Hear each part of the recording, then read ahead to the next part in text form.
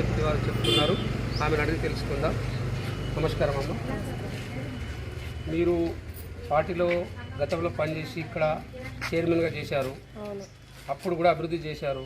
మరి ఇప్పుడు ప్రజల వద్దకు ఎలా వెళ్తున్నారు, ఏమేమి హామీలు ఇస్తున్నారు, వాళ్ళకు ప్రచారంలో మీకు ఎలాంటి రెస్పాన్స్ వస్తుంది? అయితే భీమ్గల్ పట్టణ ప్రజలకి నా యొక్క ఉదయపూర్వక నమస్కారాలు. అయితే భీమ్గల్ పట్టణానికి మనం గతంలో 5 సంవత్సరాలకి మనకు 2 సంవత్సరాలు మనకు చైర్పర్సన్గా అవకాశం ఇచ్చిండ్రు.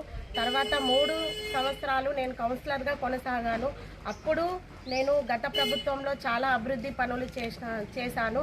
ఇప్పుడు మనకు రూలింగ్ గవర్నమెంట్లో మనకు ఇప్పుడు నేను కాంగ్రెస్ పార్టీ నుంచి ఒక 9వ వార్డు అభ్యర్థిగా పోటీ చేస్తున్నాను. నాకు ఇక్కడ ఎటువంటి రెస్పాన్స్ ఉందంటే చాలా బాగుంది. ఎందుకంటే మేము స్థానికంగా ఉంటాం కాబట్టి ఏ చిన్న పనికి పెద్ద పనికి మనం దగ్గరుండి పని చేస్తాం కాబట్టి, మా భర్త నేను కాబట్టి మాకు చాలా రెస్పాన్స్ ఉంది ఇక్కడ.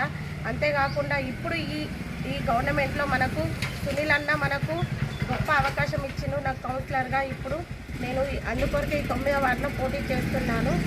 అయితే అంతేకాకుండా ఇప్పుడు మనకు ఈ రూలింగ్ గవర్నమెంట్ ఉంది కాబట్టి ప్రతి అభివృద్ధి పని నేను తప్పకుండా ఏ చిన్న పని వదలకుండా మా గల్లీని చక్కగా సుందరీకరణతో అభివృద్ధి చేసుకుంటానని మా 9వ వార్డు ప్రజలకు నేను చెప్తున్నాను.